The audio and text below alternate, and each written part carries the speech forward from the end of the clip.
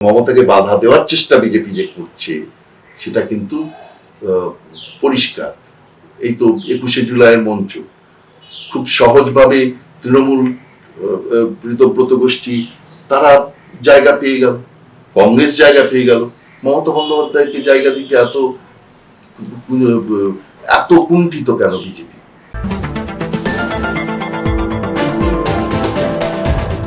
যারা গ্রাসরুটস তৃণমূল এখনো থেকে গেছেন, যারা বিজেপিকে মনে প্রাণে অপছন্দ করে এবং বিজেপির হাত থেকে মনে করেন পশ্চিমবঙ্গ সুরক্ষিত থাকবে না, তারা কিন্তু মমতা বন্দ্যোপাধ্যায়কেই বেছে নেবেন। কারণ সার্বিক নেতৃত্ব দেওয়ার যোগ্যতা প্রতিষ্ঠিত হয়ে আছে মমতা বন্দ্যোপাধ্যায়ের।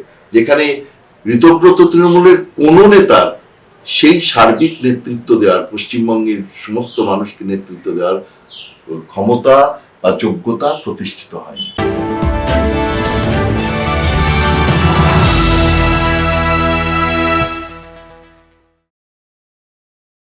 পুরনো কর্মীরাও পাশ থেকে সরে যাচ্ছেন মমতার। কম বেশি সবারই একই অভিযোগ, অভিষেক বন্দ্যোপাধ্যায়ের জন্য দল ছেড়েছি। অভিষেক বন্দ্যোপাধ্যায় ইস্তফা দেয়নি বলেই দলে নেই আজ অনেকে। এমনকি দুদিন আগেও দেখা গেছে মমতার একনিষ্ঠ সৈনিক লাভলি বয় মদন মিত্র মমতার হাত ছেড়ে দিয়ে যোগ দিয়েছেন ঋতব্রত তৃণমূলে। দলের প্রতীক নিয়েও টানা হ্যাচড়া শুরু করেছে ঋতব্রত তৃণমূল। তাদের দাবি, দলীয় প্রতীকের আসল দাবিদার তারাই। এবার কি মমতা বন্দ্যোপাধ্যায় নতুন প্রতীক নিয়ে নতুনভাবে তার দল গঠন করবে? এই মুহূর্তে দাঁড়িয়ে তৃণমূলের কোষাগারের যা আইনি বেড়াজাল, তা পেরিয়ে কি নতুন দল গড়া সম্ভব? এই মুহূর্তে একটি নতুন দল গড়ে তুলতে কি কি প্রতিকূলতার সম্মুখীন হতে হবে মমতা বন্দ্যোপাধ্যায়কে? এইসব জল্পনা নিয়ে মুখ খুললেন বিশিষ্ট রাজনৈতিক বিশ্লেষক রবীন্দ্রনাথ ভট্টাচার্য।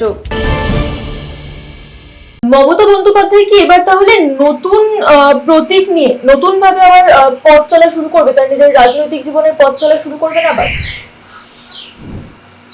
মমতা বন্দ্যোপাধ্যায়ের এই মুহূর্তে খুব রাজনৈতিক যে জীবন, তাতেই একটা প্রশ্ন চিহ্ন হিসেবে দাঁড়িয়েছে। মমতা বন্দ্যোপাধ্যায়ের একটা ক্যারিজমা নিঃসন্দেহ ছিল। মমতা বন্দ্যোপাধ্যায়ের একটা বিরোধী সত্তা ছিল, বিরোধী নেত্রীর সত্তা ছিল, যে সত্তা থেকে তিনি পশ্চিমবঙ্গের মানুষের মন জয় করতে পারতেন। কিন্তু যে দুর্নীতির গন্ধ চতুর্দিকে ছড়িয়ে ফেলেছে তৃণমূল গত 15 বছরে, তার দায় মমতা বন্দ্যোপাধ্যায় অস্বীকার করতে পারেন না। এবং বিশেষত অভিষেক বন্দ্যোপাধ্যায় তার নিজের ভাইপো, তিনি এই গোটা বিষয়টাতে অনেক বেশি পরিমাণে অভিযুক্ত হয়ে পড়েছেন এবং তাকে তিনি দল থেকে কোনোভাবেই ছাড়তে চাইছেন না, বা তাকে সাসপেন্ড করা বা বহিষ্কার করার জায়গায় যেতে চাইছেন না। সুতরাং মমতা বন্দ্যোপাধ্যায় একজন সেই অর্থে অভিযুক্ত লোককে নিয়ে, দুর্নীতিগ্রস্ত লোককে নিয়ে তার দলকে এগিয়ে নিয়ে যাওয়ার চেষ্টা করছে। এটা কিন্তু জনমানসের প্রতীয়মান হয়ে গেছে। এবার রইল মমতা বন্দ্যোপাধ্যায়ের নিজস্ব যে বিরোধী সত্তা। এই সত্ত্বেও এটা সত্যি কথা, যারা আজকে মমতা বন্দ্যোপাধ্যায়ের বিরুদ্ধে বিরোধী শিবিরে যাচ্ছে, তারা সবাই মমতা বন্দ্যোপাধ্যায়ের ছবি নিয়ে যেতেছে এবং মমতা বন্দ্যোপাধ্যায়ের ছবি যদি না থাকতো তাহলে তারা ভোটে জিততে পারতেন না। তাহলে মমতা বন্দ্যোপাধ্যায়ের ছবির নিশ্চয়ই কিছু দাম আছে, কিন্তু মমতা বন্দ্যোপাধ্যায়ের সেই বয়স আর নেই যেখানে দাঁড়িয়ে তিনি একটা নতুন দল খুলতে পারেন। নতুন দল খুলবার জন্যে যে উদ্যম, যে নেতৃত্ব, যে সাংগঠনিক শক্তির দরকার, সেটা কিন্তু মমতা বন্দ্যোপাধ্যায়ের নেই। সুতরাং এটা মেনে নেওয়াই ভালো যে আগামী দিনগুলোতে মমতা বন্দ্যোপাধ্যায়ের রাজনৈতিক সত্তা ভীষণভাবেই প্রশ্ন চিহ্নের সামনে চলে এসছে এবং তার পক্ষে রাজনীতির জগতে সফল হওয়া দ্বিতীয়বারের জন্য যথেষ্ট মুশকিল। আমি একবারে যে তিনি অপ্রাসঙ্গিক হয়ে যাবে এটা বলছি না, কারণ অপ্রাসঙ্গিক নয় বলেই মমতা বন্দ্যোপাধ্যায়কে রোধবার বিজেপি চেষ্টা করছে। কিন্তু অপ্রাসঙ্গিক না হলেও পুরো প্রাসঙ্গিকও যে তিনি হয়ে যাবেন, এরকমও ভাবনাটা কিন্তু ঠিক নয়। অর্থাৎ যদি তিনি প্রতীক চিহ্ন না পান ইলেকশন কমিশনের কাছ থেকে, ফান্ড যদি না পান এবং দলের অধিকার যদি তার হাতে না আসে, তাহলে বলতেই হবে যে মমতা বন্দ্যোপাধ্যায়ের রাজনৈতিক ভবিষ্যৎ শেষ হয়ে যাওয়ার মুখে পড়ে দাঁড়িয়ে যাবে। তৃণমূল কংগ্রেসের ব্যাংক অ্যাকাউন্টে এই যে 1,000 কোটি টাকার আইনি জটিলতার যে আটকে রয়েছে, যদি এইটা থাকে আর যদি সত্যি মমতা বন্দ্যোপাধ্যায় একটা নতুন প্রতীক দিয়ে নিজের রাজনৈতিক ক্যারিয়ারটাকে আবার শুরু করতে চায় বা বলা ভালো যে মানে নতুন ভাবে রাজনীতিতে আসতে চায়, সেটা কি পসিবল হবে? কারণ তৃণমূল কংগ্রেসে অলরেডি 1,000 কোটি টাকার যে একটা আইনি জটিলতা সৃষ্টি হয়েছে। কিন্তু আইনি জটিলতা মানে গোটা বিষয়টাই নির্বাচন কমিশনের কাছে, অর্থাৎ ঋতব্রত গোষ্ঠীও গেছে নির্বাচন কমিশনে, এখানে ডেরেক ওব্রায়েন, কল্যাণ বন্দ্যোপাধ্যায় তারাও গেছেন নির্বাচন কমিশনে, দুপক্ষই দলিল দস্তাবেজ জারি করেছেন। নির্বাচন কমিশন তার ভিত্তিতে খতিয়ে দেখবেন কার দাবি তৃণমূল দলের প্রতি, তৃণমূল দলের প্রতীকের প্রতি এবং তৃণমূল যে ফান্ড, দলের যে ফান্ড তার প্রতি যথাযথ বা যথার্থ কার অধিকার থাকা উচিত।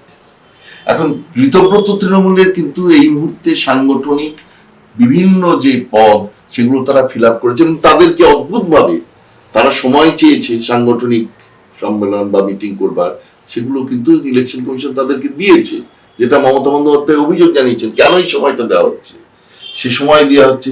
তার মানে একটা প্রচ্ছন্ন প্রশ্রয় সেই গোষ্ঠীর প্রতি যে আছে এটা বোঝাই যাচ্ছে। তাহলে তাদের যদি দলের সংখ্যা থাকে, তারপরে তাদের যদি সাংগঠনিক শক্তি থাকে এবং তারা যে অভিযোগ তুলছে যে 3 বছর আগেই চেয়ারপারসনের পোস্ট, সেটা মমতা বন্দ্যোপাধ্যায় যেটা বলছেন আজীবন আছেন ইত্যাদি, সেই পোস্টটা ল্যাপস করে গেছে, তাহলে সেই কোন যুক্তিটা ইলেকশন কমিশন মেনে নেবে সেটা এই মুহূর্তে তো বলা মুশকিল। কিন্তু যদি মেনে নেয় ঋতব্রত গোষ্ঠী, অরিজিনাল গোষ্ঠী, তাহলে ফান্ডের অধিকার তাদের উপর থাকবে। সুতরাং 1,000 কোটি টাকা কার হাতে থাকবে এই মুহূর্তে কিন্তু আমরা বলতে পারছি না। হাইকোর্ট শুধুমাত্র তাদেরকে বলেছে দৈনন্দিন কিছু খরচা মেটানোর জন্য হাইকোর্ট নিযুক্ত যে আধিকারিক তার কাছ থেকে অনুমতি নিয়ে টাকা নিতে পারে, সেই টাকা এখন সেই রকম একটা অবস্থায় মমতা বন্দ্যোপাধ্যায় টাকা তুলতে পারেন, কিন্তু 1,000 কোটি টাকার ফান্ডের উপর তার অধিকার কিন্তু প্রতিষ্ঠিত হয়নি।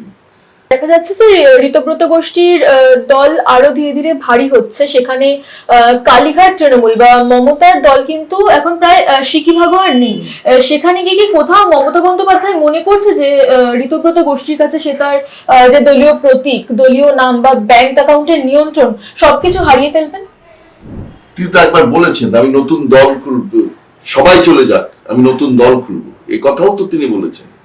এবং মহুয়া মৈত্র বলেছেন যে আমাদের প্রতীকের দরকার নেই, মমতা বন্দ্যোপাধ্যায় তিনি নিজেই হচ্ছেন একজন প্রতীক। যদি নতুন দল খোলেন তাহলে তো কোনো বিষয় নেই, সেটা তো খুলতেই পারেন, সেটা তো কোনো তার জন্য তো আর নতুন করে ইলেকশন কমিশনের কাছে যেতে হবে না। তারা ইলেকশন কমিশনের রায়ের অপেক্ষায় আছেন, ইলেকশন কমিশনের রায় যাই বেরোক সুপ্রিম কোর্টে নিশ্চয়ই দুপক্ষই যাবে। মমতা বন্দ্যোপাধ্যায়ের যে বুক, সেটা যদি এই কলঙ্কিত অভিযুক্ত তো দুদিকই আছে, মুখ কিন্তু একটা ভীষণ ইম্পর্টেন্ট ব্যাপার এখনো, এটা মানতেই হবে যে তিনি যে তৃণমূলের যে ফ্যাকশনটাই তৈরি করুন, লোকের কাছে কিন্তু টান থাকবে মমতা ইমেজের বা মমতার মুখের। সুতরাং তারা বিজেপি কাকে কোথায় ডিম ছুটছে এটা দিয়ে তো বিচার হবে না, আলটিমেটলি তাকে তাদের সংগঠনটাকে করতে হবে এবং সেই সংগঠনের জায়গায় এই যে ঋতব্রত গোষ্ঠীর যারা আছেন তারা যে তাদের মুখ যে খুব একটা জনসাধারণ গ্রহণ করবে এই ধারণা আমার নয়। আমার ধারণা এদেরকে কোনোভাবেই নেতৃত্ব দেওয়ার মতো, সার্বিকভাবে নেতৃত্ব দেওয়ার মতো মুখ এদের কারোরই নেই, যে মুখটা এখনো কিন্তু মমতা বন্দ্যোপাধ্যায়ের আছে। সুতরাং সেই দিক থেকে মমতা বন্দ্যোপাধ্যায় যিনি নতুন দল করলেন, তার মুখ, সেই ইমেজ একটা যে কাজ করবে এটা নিঃসন্দেহে করা যেতে পারে। অল ইন্ডিয়া তৃণমূল কংগ্রেসের প্রতীক যে পাবে, সেই কি তৃণমূল কংগ্রেসের যে ব্যাংক অ্যাকাউন্ট সেটা নিয়ন্ত্রণ পাবে? নিশ্চিতভাবে তাই, কারণ এটা তো অল ইন্ডিয়া তৃণমূল কংগ্রেসের ফান্ড। এমন হতেই পারে যে দু দলের কেউই ফান্ডও পেল না, দলও পেল না, অর্থাৎ প্রতীকটাকেও ফ্রিজ করে দেওয়া হলো, দল ফান্ডও ফ্রিজ করে দেওয়া হলো। এটা হতেই পারে যদি ইলেকশন কমিশন মনে করে যে দু দলের কেউই পাওয়ার মতো যোগ্য নয়, তাহলে সেটা তারা করতে পারে। কিন্তু যদি অধিকার কোন একটা দলের হাতে যায়, তার হাতে প্রতীকের অধিকারও যাবে, তার হাতে ফান্ডের অধিকারও যাবে। সুতরাং 1,000 কোটি টাকা তারা ব্যবহার করতে পারবে, অন্যরা পারবে না। অনেক রাজনৈতিক বিশ্লেষকরা মনে করছেন যে তৃণমূলের কর্মী সমর্থকদের একটা বড় অংশ এখনো মমতা বন্দ্যোপাধ্যায়ের সাথেই রয়েছেন। আপনি কি এই কথাটার সঙ্গে সহমত? যারা গ্রাসরুটস তৃণমূল এখনো থেকে গেছেন, যারা বিজেপিকে মনে প্রাণে অপছন্দ করে এবং বিজেপির হাত থেকে মনে করে পশ্চিমবঙ্গ সুরক্ষিত থাকবে না, তারা কিন্তু মমতা বন্দ্যোপাধ্যায়কেই বেছে নেবেন। কারণ সার্বিক নেতৃত্ব দেওয়ার যোগ্যতা প্রতিষ্ঠিত হয়ে আছে মমতা বন্দ্যোপাধ্যায়ের। যেখানে ঋতব্রত তৃণমূলের কোন নেতার সেই সার্বিক নেতৃত্ব দেওয়ার, পশ্চিমবঙ্গের সমস্ত মানুষকে নেতৃত্ব দেওয়ার ক্ষমতা বা যোগ্যতা প্রতিষ্ঠিত হয়নি। সুতরাং খুব স্বাভাবিকভাবেই মানুষের মনে দুর্বলতা যদি থেকে থাকে, বিশ্লেষকদেরও সেই দুর্বলতা আছে। তারা তো এখনো মনে করে যদি এই যে ইমিউনিটি দেওয়ার যে দল তৈরি হয়েছে, সেই দলকে প্রশ্রয় দিয়ে বিজেপি ঠিক কাজ করছে না। নিশ্চিতভাবে অভিষেক বন্দ্যোপাধ্যায়ের বিরুদ্ধে অভিযোগ থাকলে তার বিরুদ্ধে ব্যবস্থা নেওয়া হোক, কিন্তু তার মানে এই নয় এদের দলে আসলে, অর্থাৎ ঋতব্রত তৃণমূলের দলে আসলেই তাদেরকে একটা ইমিউনিটি দিয়ে দেওয়া হবে, এটাও ঠিক নয়। সুতরাং এই যে জায়গাটা, মমতা যে সফট কর্নারটা পেয়ে যাচ্ছেন এবং মমতাকে বাধা দেওয়ার চেষ্টা বিজেপি যে করছে, সেটা কিন্তু পরিষ্কার। এই তো 21শে জুলাইয়ের মঞ্চ, খুব সহজভাবে তৃণমূল ঋতব্রত গোষ্ঠী তারা জায়গা পেয়ে গেল, কংগ্রেস জায়গা পেয়ে গেল। মমতা বন্দ্যোপাধ্যায়কে জায়গা দিতে এত কুণ্ঠিত কেন বিজেপি? তারা কেন বিরোধিতা করলো? তার মানে কোনো একটা জায়গায় তাদের ভয় আছে, মমতা বন্দ্যোপাধ্যায় নামলে আবার কর্মী বাহিনী তারা জেগে যাবে। এবং